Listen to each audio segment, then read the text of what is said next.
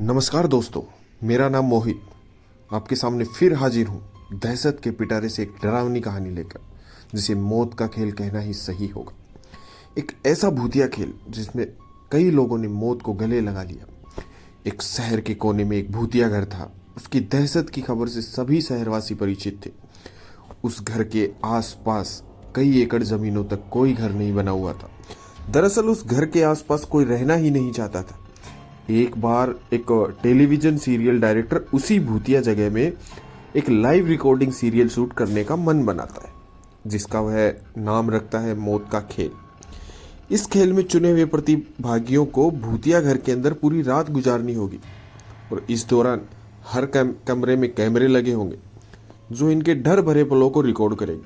और अंत में जो प्रतिभागी बिना डरे पूरी रात गुजार लेगा उसे 1 करोड़ की इनामी राशि दी जाएगी। सीरियल डायरेक्टर मौत का खेल की घोषणा सारे शहर में कर देते हैं, लेकिन उन्हें प्रशासन का एक नोटिस आता है कि आपको उस घर में शूटिंग करने की इजाज़त नहीं मिल सकती। वह घर खतरे के दायरे में आता है। सीरियल डायरेक्टर बहुत ही नामी हस्ती था, इसलिए वह निजी तौर पे प्रतिभागियों की जिंदगी की सुरक्षा की गारंटी ले लेता है और कुछ शर्तों को लागू करने के बाद प्रशासन से उस भूतिया घर में सीरियल रिकॉर्ड करने की मंजूरी उसे मिल जाती है, जिसके लिए उसे 2 गुने पैसे खर्च करने पड़ते हैं। प्रशासन की परमिशन मिलते ही पूरी शहर में मौत का खेल के पोस्टर चिपका दिए जाते हैं। मौत का खेल शहर में होने वाला था, लेकिन लोगों में उत्साह से ज़्यादा दहशत भरी हुई थी। पूरे शहर को यकीन था कि इस प्रोग्राम में हिस्सा लेने वाले लोग जिंदा नहीं बचेंगे, लेकिन ये दुनिया तरह तरह के इंसानों से भरी हुई है। उस प्रोग्राम में इनाम की लालच में कुछ लोग हिस्सा लेने पहुंचते हैं। सभी प्रतिभागियों को उनके नंबर दिए जाते हैं और साथ ही उनके हाथ में एक इलेक्ट्रिक ब्रेसलेट बांध दिया जाता है। यदि उन्हें डर लगे तो वह उसमें लगी बटनों को दबाकर इस प्रोग्राम से बाहर आ सकते हैं। प्रतिभागियों में 12 लड़के और 3 लड़कियां होती हैं। दिन के समय ही बिल्डिंग के कमरों में कैमरे लगा दिए जाते हैं, क्योंकि रात को भूतिया आत्माएं उस बिल्डिंग के कमरे में दहशत का तांडव मचाती है और रात के समय अंदर जाने की हिम्मत बहुत ही कम लोग जुटा पाए हैं। एक एक करके सभी प्रतिभागी अंदर चले जाते हैं। सभी अपने नंबर के हिसाब से अपने कमरे को चूज करते हैं और उसके अंदर चले जाते हैं। उसके अंदर जाते ही सभी को अंदर से ताला लगाकर चाबी बाहर फेंकनी होती थी। दरवाजे का ताला इलेक्ट्रॉनिक बनाया गया था। उनके हाथ में लगे ब्रेसलेट के बटन दबाते ही वह ताला खुल सकता था, लेकिन यह बात उन्हें बताई नहीं गई थी। अगर किसी प्रतिभागी ने वह ताला खोला तो वह प्रतियोगिता से बाहर हो जाएगा, जो कि कैमरे की रिकॉर्डिंग में दिखाई देगा। सभी के कमरे में निर्देश देने के लिए स्पीकर लगाए गए थे।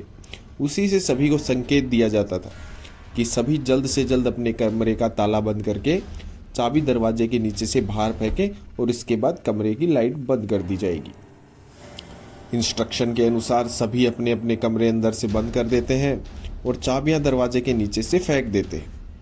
कैमरे नाइट मोड रिकॉर्डिंग के अनुरूप ही लगाए गए थे, इसलिए भले ही प्रतिभागियों के कमरे में अंधेरा हो, लेकिन दर्शकों को टेलीविजन स्क्रीन में सब कुछ नजर आ रहा होता है। धीरे धीरे डर की दस्तक हो जाती है। उनमें से एक लड़की अचानक अपने कमरे में चीखने लगती है। उसे ऐसा लगता है कि कोई उसका गला दबा रहा है और वह छटपटाने लगती है। कुछ ही देर में वह डर से बेहोश हो जाती है। उसके बेहोश होते ही लाइव सीरियल देख रहे दर्शक अचानक घबरा जाते हैं और एक एक करके सभी प्रतिभागियों पर भूतिया हमले होने लगते हैं। लेकिन ताज्जुब की बात तो यह थी कि सभी प्रतिभागी अपना आपको स्वयं ही नुकसान पहुंचा रहे थे। कैमरे की रिकॉर्डिंग में साफ साफ नजर आ रहा था, कोई अपने चेहरे पर खरोच रहा था तो कोई अपना गला दबा रहा था, और तो और कई तो अपना सर भी दीवार से मारकर घायल कर रहे थे। दर्शकों का डर बढ़ते देख बिल्डिंग के नजदीक सरकारी अधिकारी पहुंच जाते हैं, क्योंकि प्रोग्राम को प्रशासन की शर्तों के अनुरूप रिकॉर्ड करने की परमिशन दी गई थी, जिसमें से एक शर्त यह भी थी कि यदि किसी प्रतिभागी को शूटिंग के दौरान मेडिकल की जरूरत पड़ेगी तो तुरंत डॉक्टर उपलब्ध कराया जाएगा। और जब सभी प्रतिभागियों को लाइव रिकॉर्डिंग में चोट लगने लगती है तो सभी प्रोग्राम को रोकने की आवाज उठाने लगते हैं। रातों रात प्रशासन पर दबाव बढ़ जाता है। दर्शकों में दहशत फैलते देख प्रोग्राम का प्रसारण रोकने के आदेश आ जाते हैं। तुरंत प्रोग्राम का टेलीकास्ट रुक जाता है और अब जदोजहद होने लगती है सभी प्रतिभागियों को बचाने की। फायर ब्रिगेड की गाड़ी बिल्डिंग के बाहर पहुंचती है, लेकिन रात के समय उस भूतिया बिल्डिंग के अंदर जाने की हिम्मत फायर फाइटर्स की भी नहीं होती है। सभी बाहर से खड़े होकर उनकी मौत का तमाशा देख रहे थे, क्योंकि सब उस बिल्डिंग के खूनी इतिहास से अच्छी तरह वाकिफ थे।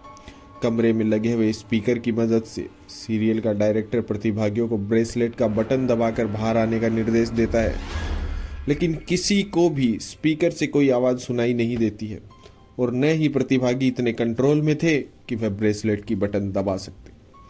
देखते ही देखते सभी प्रतिभागी लाइव रिकॉर्ड में ही आत्महत्या कर लेते हैं, लेकिन सब जानते हैं कि यह भूतों के द्वारा किया गया नरसंहार है। सुबह होते ही सबकी लाशें निकाली जाती हैं और सीरियल डायरेक्टर को भारी मुआवजे के साथ कई साल जेल की सज़ा सुनाई जाती है। उस बिल्डिंग को हमेशा के लिए नो विजिट जोन घोषित कर दिया जाता है। तो दोस्तों, कैसी लगी आपको ये कहानी? अगर आपको ये कहानी अच्छी लगी हो तो वीडियो को लाइक कीजिए, शेयर कीजिए और चैनल को सब्सक्राइब करके बेल आइकन प्रेस कीजिए और ऑल पर क्लिक कर दीजिए, ताकि जब भी कोई नई वीडियो आए जल्द से जल्द आप तक पहुंच चुके।